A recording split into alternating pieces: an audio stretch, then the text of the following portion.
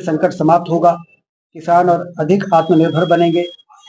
BBG Ramji योजना प्रधानमंत्री नरेंद्र मोदी जी के विकास विकसित भारत के संकल्प को गांव-गांव तक पहुंचाने का प्रभावी माध्यम बनेगी। यह योजना समाज के अंतिम पायदान पर खड़े मजदूरों और किसानों को आर्थिक आत्मनिर्भरता प्रदान करेगी। महात्मा गांधी जी कहते थे, भारत गांवों में बसता है, भारत का विकास करना है तो गांवों का विकास करना होगा। इस प्रकार से इस योजना में ऐसे काम भी हैं। नरेगा में विद्यालय भवन, पुस्तकालय, कोल्ड स्टोरेज, ग्रामीण पार्किंग, सौर ऊर्जा, नवकरणीय ऊर्जा, जैविक खाद, क्षतिग्रस्त संरचनाओं की मरम्मत, जल जीवन मिशन के कार्यों में सुधार, रखरखाव जैसे कार्य शामिल नहीं थे। इतनी बड़ी राशि ग्रामीण में खर्च करने के बाद भी यदि हम इस प्रकार के काम नहीं ले सकते तो उस योजना की राशि का अपव्यय ज्यादा हो रहा था, उसमें करप्शन हो रहा था और मजदूर कभी-कभी काम करते थे शहर में और गांव में जाते थे कि हम थोड़ा मनरेगा की मजदूरी लेके फिर 2 दिन बाद फिर लौटाते। इस प्रकार का करप्शन के रास्ते खुले थे, जिसको बंद करने के लिए अब पूरी तरह से यदि पैसा खर्च हो रहा है तो गांव में कुछ न कुछ बन के तैयार हो जो आने वाली पीढ़ी के काम आए।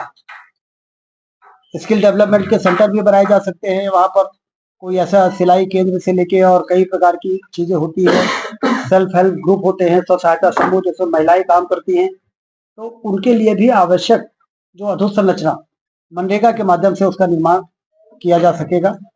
ये तमाम चीजों को ध्यान में रखते हुए योजना सुधार प्रक्रिया का एक हिस्सा है। कांग्रेस की विरोध की बजाय तथ्यात्मक बात करनी चाहिए। मनरेगा योजना को और पुख्ता करना और बेहतर तरीके से गांव और देश के विकास में इस योजना का पैसे का सदुपयोग होना, ये इसका उद्देश्य था। आप जानते हैं कि प्रधानमंत्री जी लगातार सुधार के कार्यों में कोई कसर, कोई भी कोरा छोड़ नहीं रहे हैं। न सिर्फ देश की अर्थव्यवस्था बेहतर हो उसके लिए शानदार अधोसंरचना बने, 4 लेन की सड़कें बने, 8 लेन की सड़कें बने, रेलवे लाइनों का विस्तार हो, हवाई अड्डा बने, सिंचाई की नहरों का जाल बिछे, नदियों को जोड़ने की योजना बने जिससे कि सूखा जहां वहां पर पानी पहुंच जाए।